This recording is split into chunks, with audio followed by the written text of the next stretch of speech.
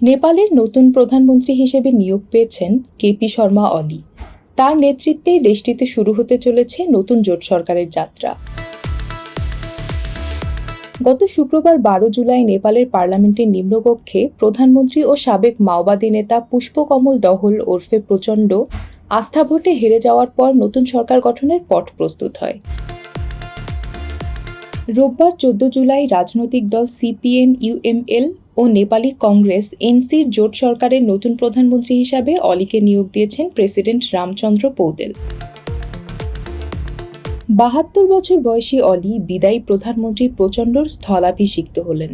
সোমবার ১৫ জুলাই কেপি শর্মা অলি সহ নতুন মন্ত্রিসভার মন্ত্রীরা শপথ গ্রহণ করেন।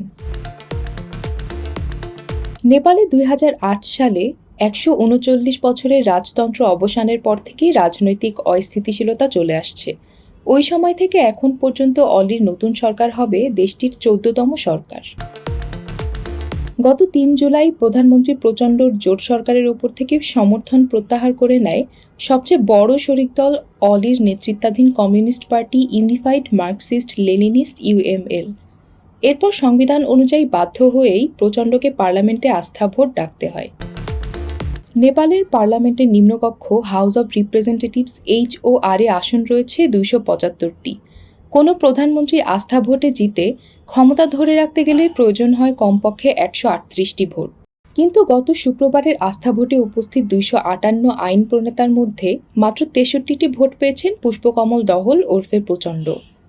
তার বিপক্ষে ভোট দিয়েছেন ১৯৪ জন আইন প্রণেতা, আর একজন ভোটদানে বিরত ছিলেন। প্রচণ্ডর জোট সরকারের ওপর থেকে সমর্থন প্রত্যাহার করে ইউএমএল হাত মেলায় নেপালের সবচেয়ে বড় রাজনৈতিক দল নেপালি কংগ্রেসের সঙ্গে। নেপালি কংগ্রেসের প্রেসিডেন্ট শের বাহাদুর দেউবা এরপর দেশের পরবর্তী প্রধানমন্ত্রী হিসাবে অলিকে অনুমোদন দেন।